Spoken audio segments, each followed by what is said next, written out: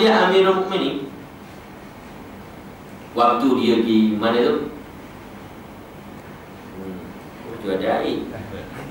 Minum dah. Waktu jadi khalifah. Masa jadi khalifah dulu, orang bagi nama Amirul Mukminin, gelar kan. Apa yang begitu? Masa zaman Sayyidina Umar, bagi Sayyidina Umar. Saya buat kau, bagi buat kau. Khalifah buat kau. Khalifah ni gelaran bagi orang yang menggantikan Rasulullah, tampuk kepimpinan Rasulullah SAW lepas Rasulullah wafat. Lepas Rasulullah wafat, yang naik, yang menjadi pengganti bagi Rasulullah apa dia? Saya buat kau. Khalifah ni mana pengganti? Lepas tu dalam Quran ada sebutkan, inni ja'ilun fil ardi khalifah. Aku nak buat atas dunia ni seorang khalifah. Khalifah ni mana dia? Pengganti. Ditafsirkan oleh ulama-ulama, di antaranya Imam Al-Mawardi dalam kitab dia Al-Ahkam Sultaniyah.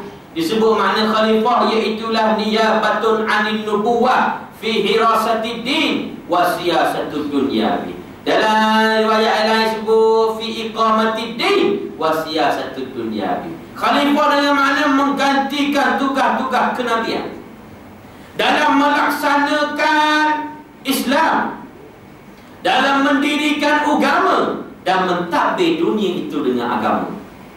Sebab Nabi tak ada sepanjang hidup Rasulullah ni, tak ada lain buat melainkan nak mendirikan agama iaitu Islam dan nak mentadbir dunia, negara, masyarakat, individu, keluarga dengan agama Islam.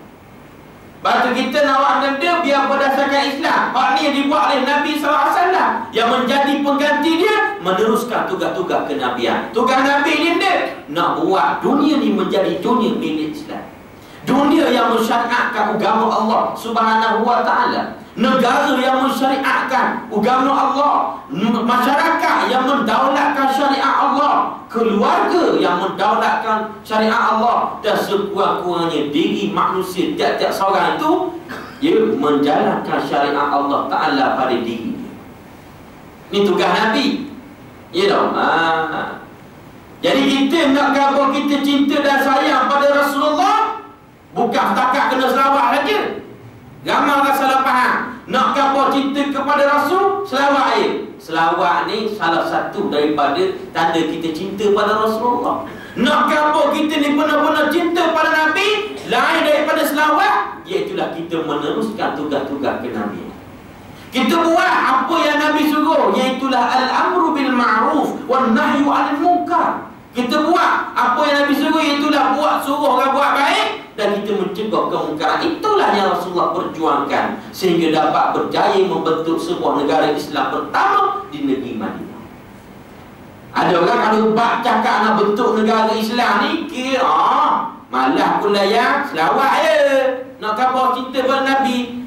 Tidak beriman seseorang kepada Rasulullah kalaulah sampai dia tak sampai tahap menggerakkan kerja-kerja Islam, menggantikan tugas-tugas Nabi sampai mereka mendaulatkan Islam itu di negara dan dunia. Sebab ni benda yang Nabi buat. Ada orang jadi nak selawat aja. Esok ada majlis cinta Rasul, seri-seri berselawat. Ya Hanana, Ya Hanana, Ya Hanana, Ya Hanana. Dah lawat, rasa tenang ya. Jiwa ni rasa Rasulullah dekat dengan kita. Betul tak? Betul. Saya dah anggap program-program selawat yang kita tentang mereka yang hanya berselawat tetapi tidak menjalankan amal ma'ruf nahi munkar dalam masyarakat, dalam negara. Bagaimana kita nak ikut sunnah Nabi? Sunnah Nabi ni bukan selawat aja. Ya tak? Sunnah Nabi ni iaitulah menegakkan agama Allah, litakuna kalimatullahi hiyal ulya, untuk menjadikan kalimah Allah Ta'ala itu, syariat Allah Ta'ala itu menjadi yang tertinggi. Ni baru tu. Sebab apa? Sebab kalau selawat saja dia akan tercegah kemungkaran. Terang. Di pusat kasino terbesar dalam negara mana? Di Genting. Di Genting Highland. Orang tengah berjudi, tiba-tiba kita mari ramai-ramai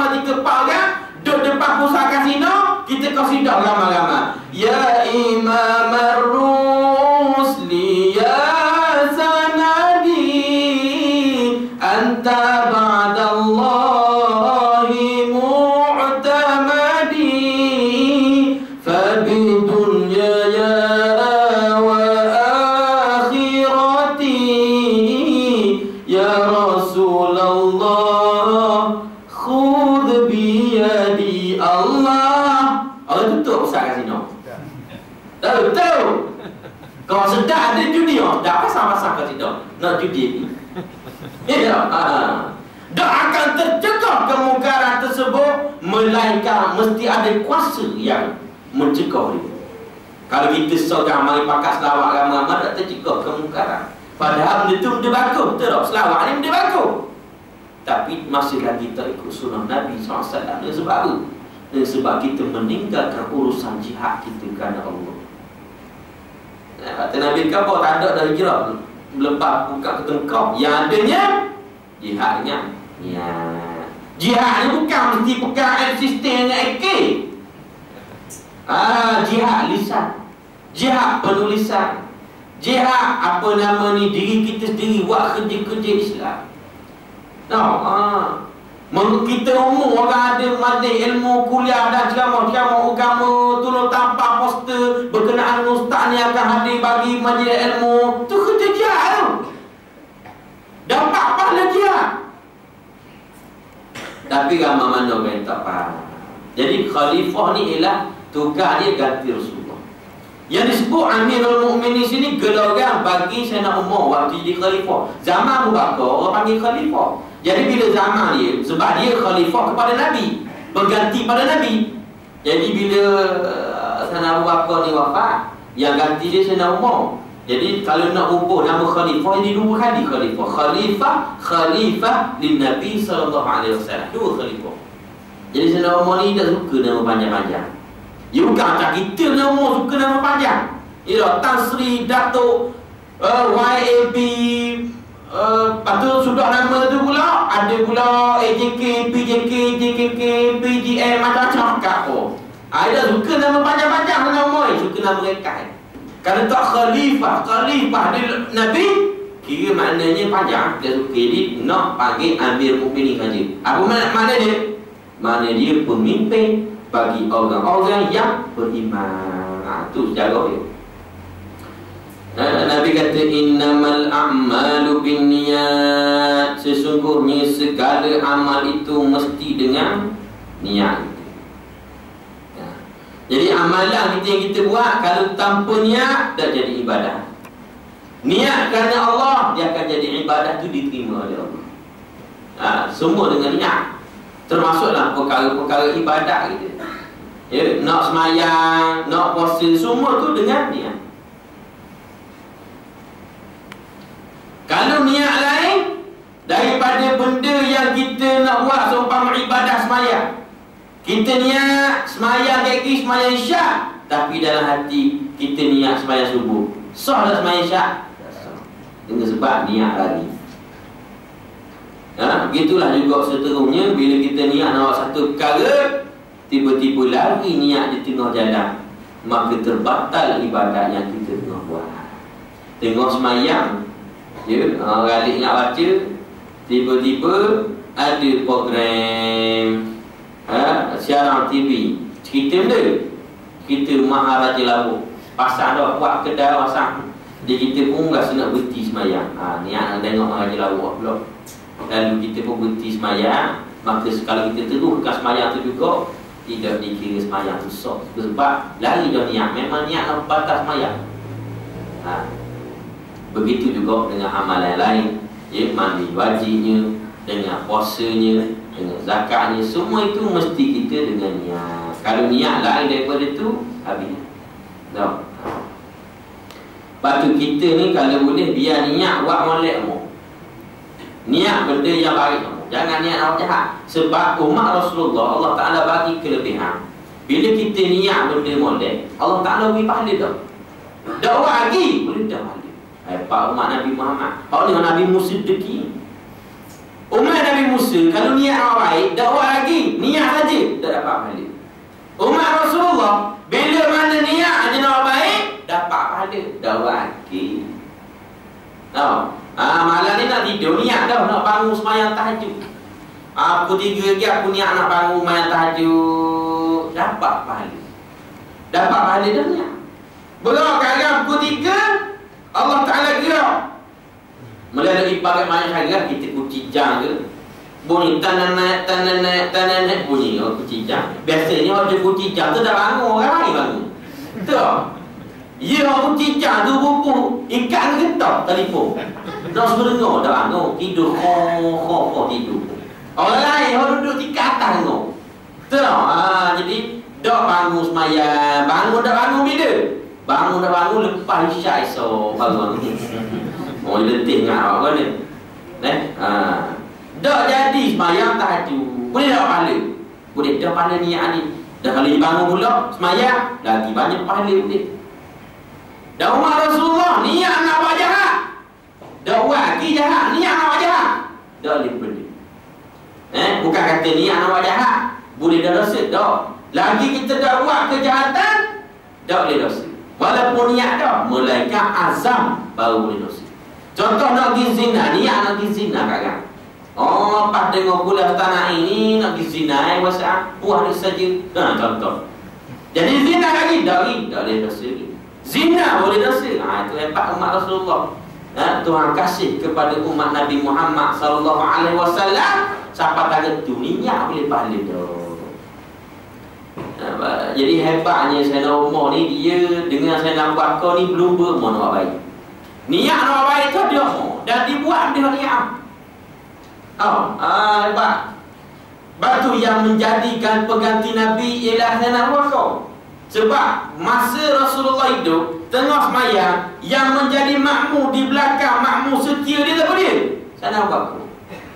Jadi orang nampak dah, kalau Rasulullah mati, tak ada orang lain dah yang akan ganti. Siapa dia? Abu Bakar. Sebab dia mau berada di belakang Nabi SAW dalam setiap kali semayang berjemaah. Kalau Rasulullah sakit, tak sihat, uzur, yang akan ganti otomatik Rasulullah suruh Sayyidina Abu Bakar ganti. Maka kalau Rasulullah tak ada wafat, yang ganti dia Sayyidina Abu Bakar. Sebab apa? Sebab hebatnya amalan orang. Hebat ada hebat, nak khabar je sentiasa dua orang ni berlumba ke arah kebaikan. Atau berkhabar ni, kita kalau boleh niat mesti nak kena molek mu. Boleh pahala ke tak? Ini jenis Rasulullah ni, dia suka tanya pada sahabat tentang amalan-amalan yang akan sahabat-sahabat buat pada hari ni dan akan buat pada esok. Setiap hari Rasulullah akan tanya kepada sahabat-sahabat dia benda amalan yang baik yang dia akan buat hari ni. Katanya Sayyidina Umar, dia tanya Sayyidina Umar, kata Sayyidina Umar, hari ni aku nak pergi ziarah seorang perempuan tua. Orang puan itu, seorang orang puan yang tua, ia uzur, aku nak pergi ziarah. Itu amalan kebaikan yang kau akan buat. Lalu bila tanya Sayyidina Abu Bakar, benda amalan yang kau akan buat, amalan baik hari ni yang kamu akan buat, oleh Abu Bakar. Katanya Abu Bakar, hari ni yang pastinya aku tak mau pergi ziarah perempuan tua. Sebab apa? Sebab aku telah berziarah dia tu waktu kemarin. Sayyidina Abu Bakar telah pun mendahului Sayyidina Umar. Dalam apa juga perkara dia belum berumur orang. Benda yang Sayyidina Umar nak buat, tengok-tengok Sayyidina Abu Bakar buat dah. Sebab Abu Bakar diberi banyak kelebihan oleh Allah Ta'ala. Nak Umar buat benda baik. Tengok-tengok semayang, tuan-tuan sekalian, tengok semayang, Rasul semayang. Tiba-tiba Abu Bakar mari lambat. Betul lah mari lambat, bukan sengaja mari lambat. Kita ni sengaja mari lambat semayang jemaah sebab takut orang tolak dia imam. Tahu dah Tok Imam yang dilantik ni, Tok Akhir ni pergi kenduri kahwin anak dia jauh. Mana? Perak contoh. Dia tak ada Tok Imam aku ni. Jadi orang komat Allah Akbar, syara la ilaha illallah. Dia ambil semayang lah belakang. Pada ambil dah semayang rumah. Dia panggil tajdidul wudu, perbaharui semayang. 3-4 hari ambil semayang. Sebelum ni tak was-was pun jadi was-was. Saja aku berwudu. Jadi gitulah. Sebab takut dia tak sengaja mari lambat. Kena molek orang komat ni pakat kat belakang ramai-ramai dah asus juga. Tapi dah komat habis dah. Qad qamatis salatu, qad qamatis salah. Allahu akbar, Allahu akbar. La ilaha illallah. Tengok-tengok belakang dah orang. Dia pakat lari lega ramai-ramai. Bodoh. Padahal jadi terimam je pada. Sayyidina Abu Bakar ni salah lambat hari. Adalah musyakah di tengah jalan. Bila hari lambat, bila hari lambat, Rasulullah tengah semayang. Waktu sampai tu Rasulullah tengah rokok. Jadi Sayyidina Abu Bakar pun berlari cepat-cepat masuk dalam saf. Nak juga pahala rokok, nak juga rakaat tu. Maka bila Sayyidina Abu Bakar sempat kepada rakaat tu, lalu diucapkan, Alhamdulillah boleh dua rakaat ni. Sebab dia nak kejar sangat kebaikan. Tak mau bagi tertinggal pun walaupun satu rakaat bersama dengan Rasulullah. Lalu dia pun kerana hubungan dia dengan Allah Subhanahu Wa Taala, cintanya kepada kebaikan, sempat juga Allah Taala bagi dia rakaat tu. Maka dalam rakaat dia kata Alhamdulillah, Alhamdulillah. Dalam hati dia kata sempat juga Allah Taala bagi rakaat ni. Waktu itulah Rasulullah bangun mengatakan Sami'allahu liman hamidah. Sebelum daripada ni, nak bangun daripada rakaat ke i'tidal tu, Allahu Akbar, Allahu Akbar, Allahu Akbar, Allahu Akbar. Start daripada Sayyidina Abu Bakar kata gitulah turun wahyu daripada Allah disampaikan kepada Muhammad melalui Jibril alaihissalam. Allah Ta'ala mendengar siapa-siapa yang memuji dia. Rabbana walakal hamd. Sahabat-sahabat lain kata Rabbana walakal hamd. Tuhan kami, bagimu segala kepujian. Pak Bakar. Batu bila mana Sayyidina Umar menjadi khalifah, banyak Sayyidina Umar dia meneruskan amal-amal kebaikan sebagaimana yang telah dibelumba dengan Sayyidina Abu Bakar dulu. Banyak dia buat. Wa innama likulli imrin ma nawa. Setiap apa yang kita buat tu, setiap orang tu atas apa yang telah diniatkan. Kalau hijrah dia tu kerana Allah dan Rasul, maka kerana Allah dan Rasul lah dia dapat pahala tu. Sebab zaman Nabi SAW, waktu dapat saja perintah hijrah daripada Allah, maka dalam kalangan sahabat-sahabat ni ada yang benar-benar imannya, benar imannya kepada Allah, benar imannya kepada Nabi. Lalu bila dapat arahan jihad, arahan hijrah, dalam kalangan sahabat ni, mereka taat, tunduk dan akur kepada perintah Allah dan Rasul. Tinggal semua harta benda, anak pinak, tinggal tujuan nak pergi hijrah ke Madinah kerana perintah Allah. Di antaranya Sayyidina Abu Bakar, Sayyidina Umar, dan ramai lagi sahabat-sahabat yang lain. Dalam kalangan mereka ada yang tidak mahu ikut pergi hijrah. Sebab apa? Sebab sayang sangat nak tinggal. Sayang sangat nak tinggal harta benda dan anak pinak, perniagaan-perniagaan yang telah lama diusahakan. Jadi nak gambarnya sini tuan-tuan sekalian, perintah hijrah daripada Allah Subhanahu Wa Taala sebenarnya satu perintah yang berat bagi para sahabat. Syariat Allah Taala pada waktu itu ialah hijrah dari Mekah ke Madinah. Itu syariat. Maka mana-mana orang yang tak ikut hijrah, mereka dikira berdosa besar. Maka nak khabar sini, kalau kita benar mengaku menjadi orang beriman pada Allah dan menjadi hamba Allah, yang susah kita terpaksa buat dengan sebab kita taat pada Allah dan Rasul. Itu baru hamba Allah. Walaupun tak kena pada jiwa kita. Contoh tutup aurat. Tutup aurat ni bagi orang pun payah nak tutup. Bagi dia berat hukum tutup aurat ni. Tak, sebab orang tua ni fitrah dia suka sangat nak lawa-lawa. Betul tak? Kalau pergi shopping ni, ni pala tu lelaki tuan-tuan. Nak cari pinggang makuk, cari bunga-bunga 3-4 jam satu pinggang. Tak mau cari bodoh-bodoh nak cari bunga-bunga sebab banyak dia suka lawa-lawa. Betul tak? Kalau pilih baju ke dia tengok. Keluar subuh, balik subuh esok. Lama dia pilih.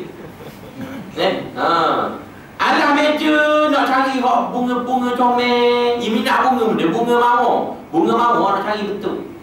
Ada orang minat bunga tai ayam, bubuh kat cadar dalam bilik kat tidur. Sampai setara tu dia suka lawa-lawa. Jadi dia suka diperlihatkan pada orang, menyebabkan dia ni bila sampai kereta tutup aurat, payah nak buat. Hak dalam ni Alhamdulillah bagus tutup aurat laka. Ini cerita-cerita perempuan kat lain, kat saya beriau. Gambar orang sedar tak tutup aurat. Mana ni? Ni maknanya tahu dah. Tutup aurat tu wajib. Tapi tutup aurat buka tutup dan sebagainya. Padahal ni perintah Allah. Tapi apa yang berat nak buat? Sebab tak kena pada selera. Kalau Allah Ta'ala kata semayang, ya semayang. Tapi aurat je tak tutup. Puasa bulan Ramadan puasa. Zakat bayar. Haji ke Mekah sekali setahun pergi, tiap-tiap tahun. Tapi bab tutup aurat dah setengah. Pasal apa? Hak semayang, hak puasa, hak haji ke Mekah, zakat fitrah tu, semua tu bagi dia boleh buat. Kena dengan jiwa dia, tak ada hal. Tapi tutup aurat ni bercanggah dengan jiwa dia. Pasti tak buat.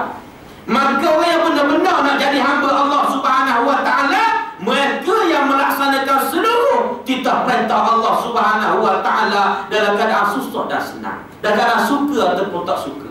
Sebab apa? Sebab para sahabat dalam kalangan mereka bila sampai saja perintah jihad, perintah berhijrah dari Mekah ke Madinah, dalam kalangan mereka ada tak suka pada perintah ni. Orang peneka muka syarikat besar-besar tiba-tiba kena hijrah, dah boleh bawa skepeng selas pinggang hijrah ke Madinah. Hijrah ke Madinah ni dah tahu nak balik bila pula Mekah. Kira ada pakai pergi Madinah ni, pakai pergi tu tak tahu dah, tak sampai fikir balik lah. Boleh jadi balik, boleh jadi tak balik dah Mekah. Tinggal habis anak bini. Berat perintah ni tuan-tuan sekalian. Namun dalam kalangan mereka yang taat pada Allah, yang menjadikan Allah dan Rasulnya segala-galanya dalam hidup mereka, mereka sanggup tinggal kesukaan dia, sanggup tinggal harta benda dia, semata-mata hijrah kerana Allah dan Rasul. Dalam kalangan mereka bukan tak ada orang kaya-kaya ada. Di antara siapa dia? Abdul Rahman bin Auf, Suhaib Ar-Rumi. Suhaib Ar-Rumi ni orang kaya tuan-tuan sekalian. Walaupun dalam sejarah merupakan, kata dia ni asalnya orang Mekah, tapi waktu kecil telah berhijrah ke Rom. Waktu berlaku peperangan masa di Mekah, tiba-tiba hijrah ke Rom. Kemudian bila besar, mari pula di Mekah untuk menjalankan perniagaan, untuk menjalankan satu perusahaan sehingga menjadi orang yang berada. Ni apa yang dibuat oleh Suhaib Ar-Rumi. Sampai dalam satu riwayat mengatakan bahawa Suhaib Ar-Rumi ni sampai dah andai cakap bahasa Mekah. Lama sangat duduk di Rom. Sampai rubuh nama dia Rumi. Mana ke Rom lah? Tadi Al-Bukhari kan? Bukhari, asal orang Bukhara. Tak pelik tuan-tuan sekalian, asal orang Mekah tapi lama sangat duduk di negara orang, tak ada cakap bahasa dia. Biasa macam orang Terengganu kau. Ya orang Terengganu, asal orang Terengganu IC 11. Faham tak? Terengganu sini IC apa? 10. Ali terbalik. Menang semua ke sini 1-0. Kalau Terengganu seri 1-1.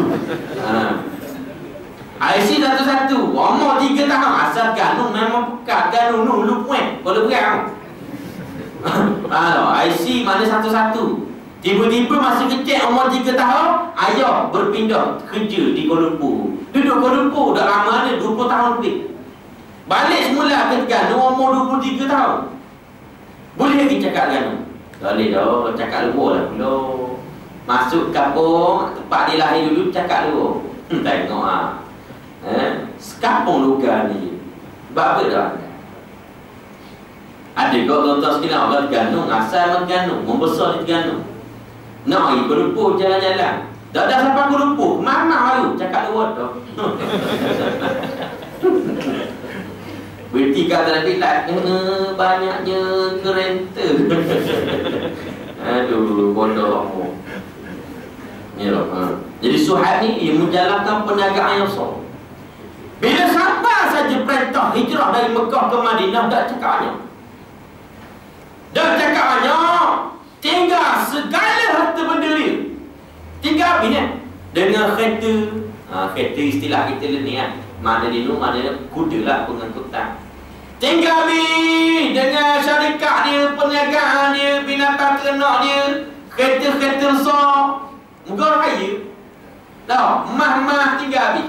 Pergi sudah sepinggang, pergi hijrah ke Madinah. Dah tak tahu bila nak balik ke Mekah. Kira pakai tinggal-tinggal tu.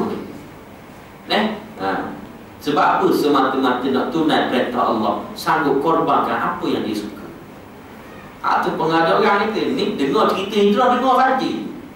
Dengar saja cerita hijrah. Sampai masa suruh berkorban, Ada perut aku habisnya.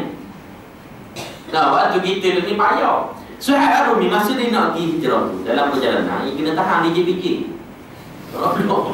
Istilah kita tukar istilah je. Mana kena tahan di musyrikin kau. Bukan dia fikir tu perangai musyrikin kau, bukan. Jangan salah pula kan viral pula aku dalam Facebook. Jangan upload ni. Bahaya. Kena tahan di musyrikin kau. Sebab apa? Perjuangan orang musyrikin Mekah ni, perjuangan dia nak halang orang Islam daripada berhijrah dari Mekah ke Madinah, nak halang tu. Jadi Suhaib Ar-Rumi ni berjalan betul lah, kena sekat. Kena sekat dia orang kafir. Menyadari bahawa Suhaib Ar-Rumi seorang yang pakar dalam memanah. Dia hebat bagian panah-panah orang yang panah, dia panah benda mampu ke belaka. Jadi orang kafir takut ke Suhaib sebab dia pakar mana. Dan dia kata mana? Tak apalah Suhaib, aku akan lepaskan kamu. Tapi dengan syarat aku lepas mu pergi hijrah ke Madinah. Dengan syarat mu bagi harta benda mu yang ada di Mekah tu beri aku belaka. Lalu Suhaib Ar-Rumi tak cakap banyak tentang sekalian. Dia bagi tahu segala harta dia disimpan di mana. Bukan takat kapur dekat mana dia simpan harta dia. Siap bagi kad pay habis, kad Visa Mastercard habis dengan nombor-nombor password. Habis kau kapi. Asalkan dilepas untuk pergi berhijrah ke Madinah. Sebab kerana nak laksana perintah Allah, tinggal harta ni ambil dia kat bank kau ni. Hebat, seluruh harta betul lagi. Kita ni kena molek atas urusan jihad. Kalau ada minta sumbangan gaji RM5,000 RM1 bodoh. Dah apalah Ustaz, asalkan ikhlas. Memang ikhlas tapi dah ada kan. Betul tak dah ada. Dah lah RM1 weh. RM1 tu pulaknya gupah muka sultan. Gupah kemek baru rubuh dah tabung berkedok. Tabung ni macam ada tayar tau. Dia berimu je, berimu tak main. Dia pun ya, dah sungguh. Kalau untuk perut kita sekali makan RM60, biasa tak asal apa, betul tak? Kan gigi kedai laut sugar dah, gigi kedai mamak nasi kandar satu tandori. Makan tandori habis RM30. Dah makan dengan tu, makan dengan ni, dah habis pula ayamnya, bahan lauk kambing, patu pula papadong. Ya dah, makan habis banyak. Habis kira-kira RM30 lebih. Dah dah habis putih cok keluar. Sebab apa? Dah perut kita dah berapa-berapa pun. Jadi perangai kita. Kan dia orang lain? Ni tolonglah kita dermakan sikit untuk anak-anak yatim. Ambil BBT, tengok ada RM50, RM5, RM1. Ambil RM1. Kalau biru apa mau nak? Kalau RM5 hijau, alah mau. Dah tak apa. Ingat anak yatim ni kunyah kayu sugi ke dia? RM1. Betul tak? Untuk perut kita makan banyak anda pun tak apa. Inilah orang yang tidak ambil berat tentang urusan orang Islam lain. Kita je nak senang, biar orang Islam lain mampu muat nak susah benda. Tak boleh buat gitu tuan-tuan sekalian. Wa man lam yahtam bi amri muslimin falaysa minhum. Mana-mana orang yang tak ambil berat langsung urusan orang Islam lain, maka dia bukan dari kalangan mereka, bukan dari kalangan orang Islam. Betul tak? Kena muhasabah tuan-tuan sekalian. Melainkan kita tak mampu sungguh. Gaji kita RM2 je sehari. Siapa kalau kita video RM1 pun. Ni gaji tak ada RM2. Kat ada RM2 cakap tangan. Ada tak RM2 gaji? Ada tak? Ada. Kalau ada kita pakai tolong mama lah ni tau. Tapi tak ada. Kita nak muhasabah. Hebatnya siapa tadi tu. Dalam kafir pula bila kabarnya hartanya lepas Suhaib Ar-Rumi lepas hijrah Madinah. Nak kapal dia tuan-tuan sekalian. Hebat dari mana pun orang kafir perjuangan dia. Perjuangan kafir ni pasal itu nak perjuangan dia, dasar dia nak sekat orang daripada hijrah ke Madinah. Hebat dari mana pun perjuangan dia. Tapi bila diberi dengan harta, dia sanggup korbankan dasar perjuangan dia. Ini orang kafir kan? Musyrikin kau. Yang mana ni orang yang jenis hebat tak mana perjuangan dia, sanggup dengan harta, sanggup korbankan dasar perjuangan. Pada perjuangan sekat orang di Madinah, wi harta Suhaib, lepas apa dia Suhaib asal dia harta aku. Apa ni? Oh, jangan buat gitu tuan-tuan sekalian. Sebab apa? Sebab kita ni hidup tak lama. Mati esok kat kan. Sanggup kita buat, maknanya kerana dunia kita sanggup buat apa saja. Fitnah asalkan kita dapat duit. Lebih mesti orang fitnah para ulama. Nah, 2 minggu lepas, 3 hari lepas orang fitnah Ustaz Azhar Idrus. Kenal tak Ustaz Azhar? Dah menari dia. Sekali mengajar 5-6 ribu mari pakai. Tiket dah tu 5-6 ribu. Masuk masjid negeri Shah Alam berpuluh-puluh ribu mari mengajar. Berkat seorang ulama yang ikhlas berdakwah kerana Allah Subhanahu wa taala. Dalam kalangan mereka ada yang suka pada dakwah Islam daripada terus berkembang. Tahu? Lalu dia buat fitnah yang macam-macam fitnah. Asalkan dapat duit, apalah fitnah. Ulama pun ulama lah. Dulu orang fitnah ni bukan ulama. Dulu orang fitnah ni orang-orang ahli politik je. Sebab ada kepentingan peribadi, dia fitnah macam-macam. Tapi ni orang pakai fitnah ulama ni benda yang fasik, benda yang mungkar yang dibuat oleh golongan yang benci pada Islam dan orang yang sukakan kepada harta, sama macam musyrikin Mekah yang tahan, yang sekat Suhaib Ar-Rum.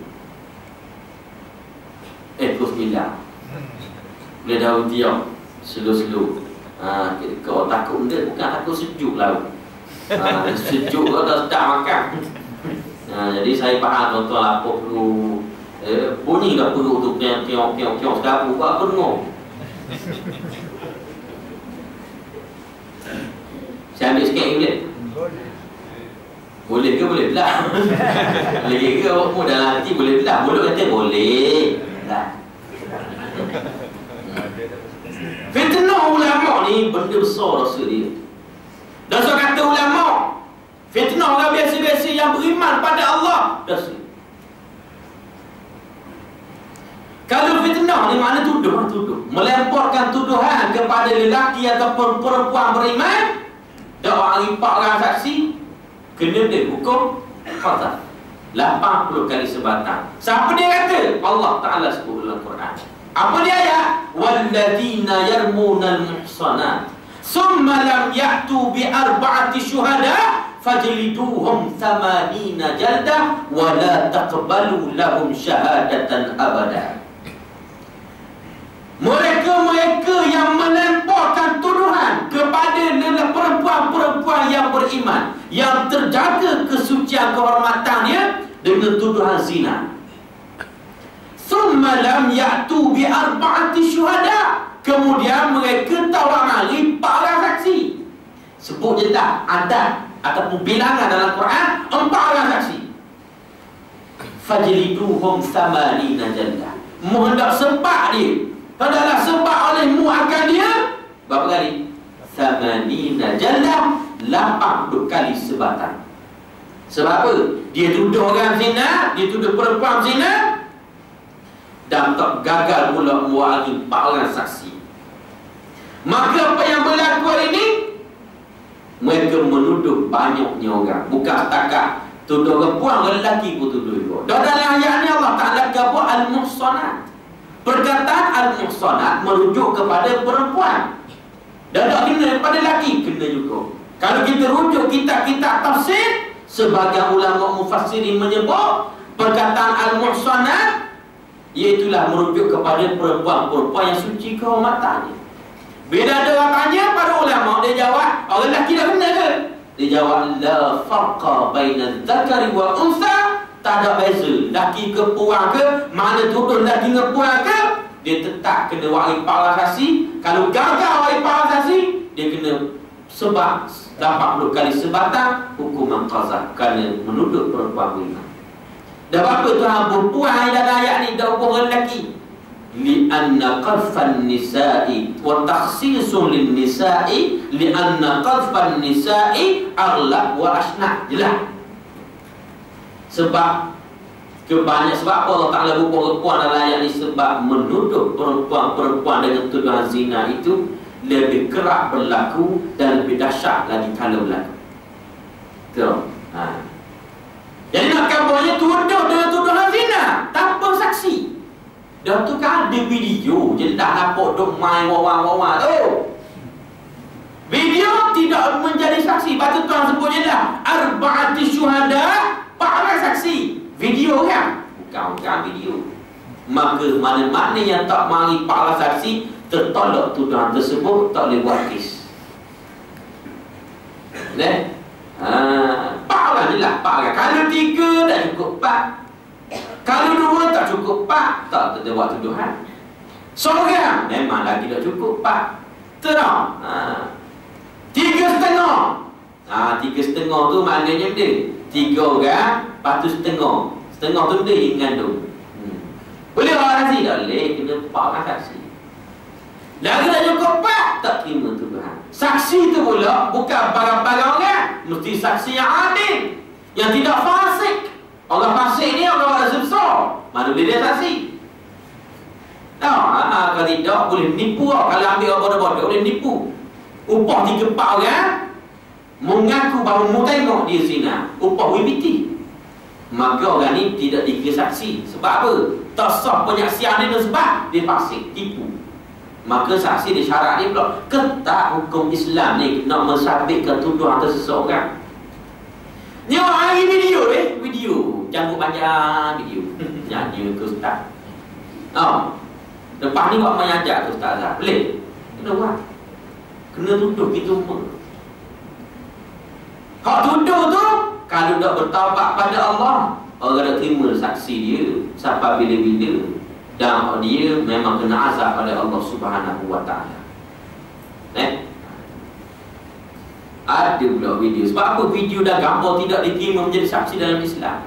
Sebab dijelas sebut oleh Allah Ta'ala dalam Quran bahawa kena 4 orang saksi, video tak terima. Sebab apa? Video boleh jadi dia boleh dimanipulasi. Terang?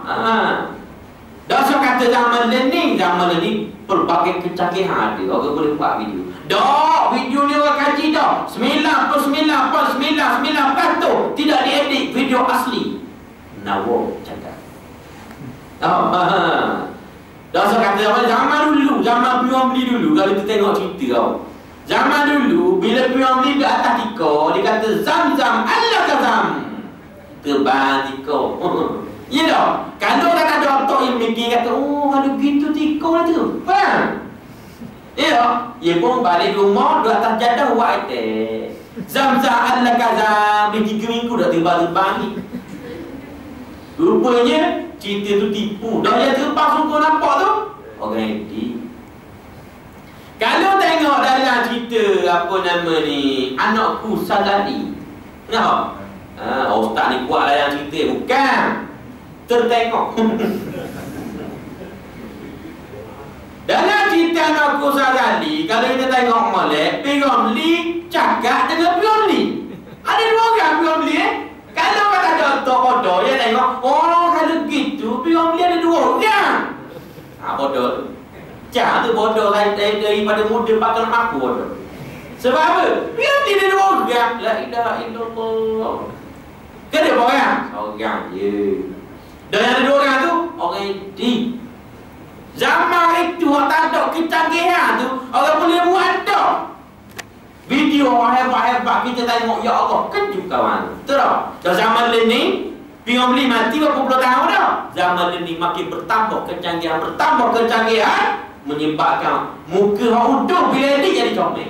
Tubuh orang lain pun muka kita. Siapa muka kita? Terus Piramli orang edit dahulu. Zaman ni mentelah lagi berbagai kecanggihan yang ada.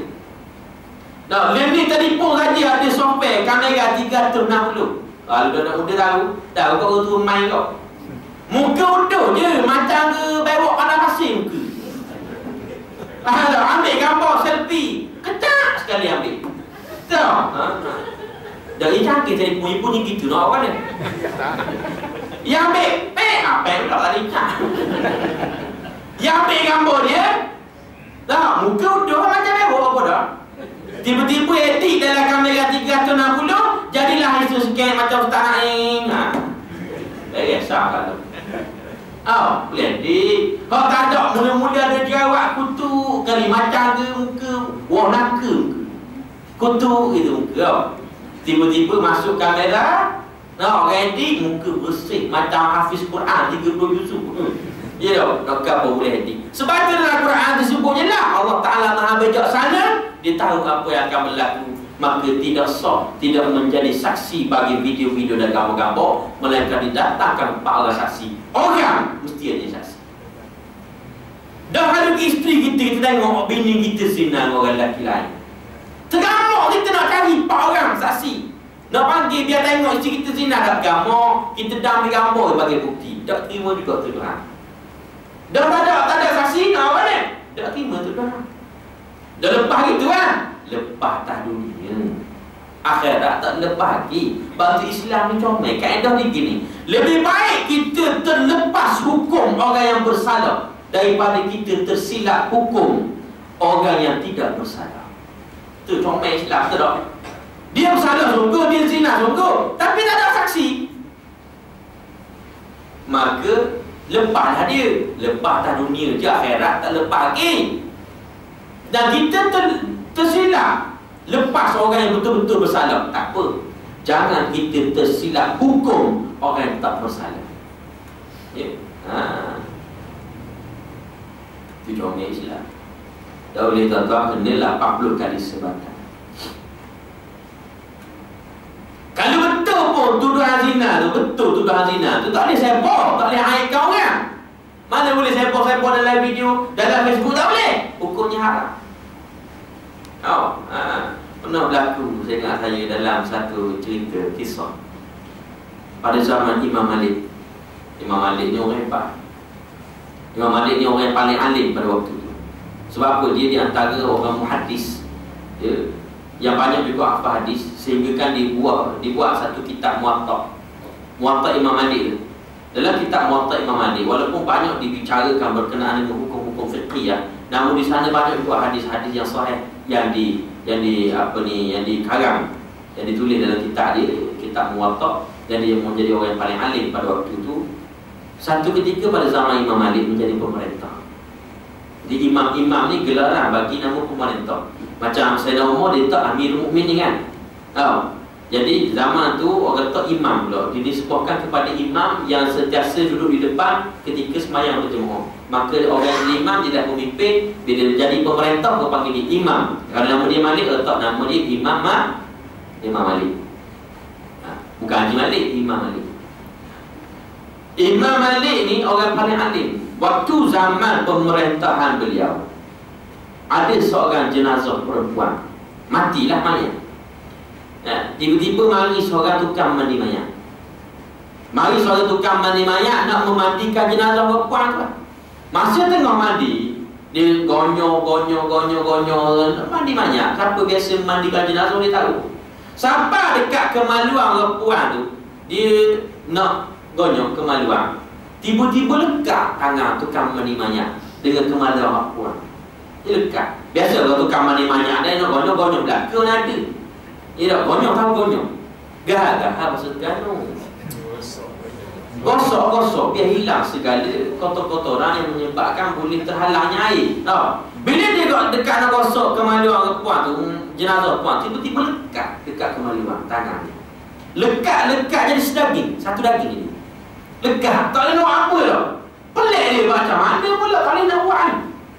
Lalu nak warna seluruh ulama pada waktu tu orang alim berkumpul, buat istimewa. Macam mana selesai masalah? Nak apa ni? Setengah kata kena kerak tangan tukang mandi mayat. Setengah kata kena kerak daging di kemaluan perempuan tu, kena kerak. Sebab takkan lekat akan nak tangan tukang mandi mayat sekali. Ya tak? Jadi berlaku khilaf dari kalangan ulama. Tak tahu nak orang ni. Kalau kerak tangan tukang mandi mayat, sianglah ke dia kudung. Kalau kerak apa namanya kemaluan daging, kemaluan perempuan tu, jadi tak comel lah. Dah comel dari sudut mayat. Ya tak? Mana kita boleh menyakiti mayat? Lalu tahu nak macam mana? Lekat. Orang pun kita tanya Imam Malik. Mungkin Imam Malik orang paling alim, yang siqah dalam kalangan mereka. Padahal sidang tu ulama-ulama hebat tau. Tapi Imam Malik orang tanya, Bila tanya Imam Malik kata, macam mana nak buat? Macam mana lekat nak buat ni? Kata Imam Malik, musebab tukar mandi mayat 80 kali sebatan. Dan dia orang pergi kepada tahu sebab tu. Sebab cukup yang ke 80 kali terlucut tangan daripada kemaluan. Cucuk. Pelik orang. Bila ditanya soal temu luka, temu siasat, soal habis, rupa-rupanya dia mengaku bahawa masa dia duduk mandi mayat, dia mari terlintas dalam fikiran dia. Dia sebut mulut barangkali perempuan ni tengok pada kemaluan ni, barangkali penuh zina ni. Dia mari begitu. Jadi mulut lembek. Jadi mulut celupa dia sebut. Barangkali saya tengok mandi ya, barangkali dia penuh zina ke perempuan ni, mayat jenazah penuh zina dulu masih hidup ni. Lekat tu hari. Nak apa dia tuduhan pada mayat pada waktu tu. Orang Allah Ta'ala tunjuk. Kena sebab ni kau. Baru sesat saja. Dan dia ni bukan mayat orang oleh adik-adik hidup mengajar hari. Terang. Dia buat tuduhan. Mana kita kata kita sayang pada Rasulullah? Mana erti hijrah? Kita kata nak berhijrah. Ya, di jalan Allah Subhanahu wa Ta'ala tak boleh. Mesti untuk para ulama. Jelas tu? Maka lepas ni kita doakan betul-betul mereka-mereka yang menjahanamkan para ulama. Ya, mereka menjahanamkan Islam itu secara senyap. Kita doakan supaya Allah Ta'ala menghancurkan kehidupan mereka. Kenapa mereka benci kepada Islam?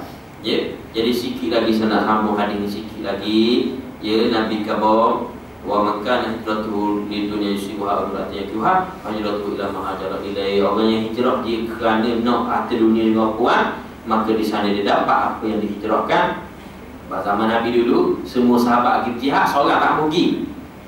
Sebab sayang pada dunia. Tiba-tiba bila dengar ada seorang perempuan dari Madinah yang nak menikah, ya, dengan seorang perempuan, seorang lelaki daripada Mekah, maka tersyarat nak kahwin mesti kena orang tu berada di Madinah.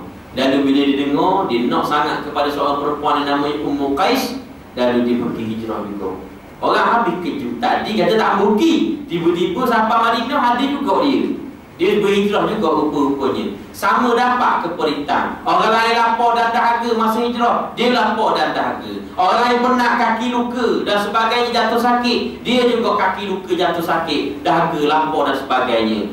Dia sampai di Madinah bersama sahabat-sahabat lain, tapi dapat ke tidak pahala hijrah dia? Susah payah itu dapat tak? Tak dapat pahala hijrah. Dapat apa yang dia nak, dia kahwin dengan orang puan yang berada di Madinah. Itulah nilai niat kita. Kalau niat kita molek Allah Ta'ala terima. Kalau niat kita jahat, wali'azubillah, kita diazab oleh Allah Subhanahu wa Ta'ala. Dia minta maaf banyak tuan-tuan sekalian, ambil masa yang sangat panjang. Ya.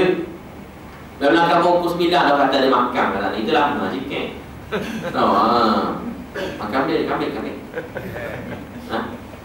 Kan? Si orang aku. Milih pula ustaz. Dia minta maaf aku gaya tu. Jadi yang akhirnya saya nak umumkanlah sikit sumbangan jihad.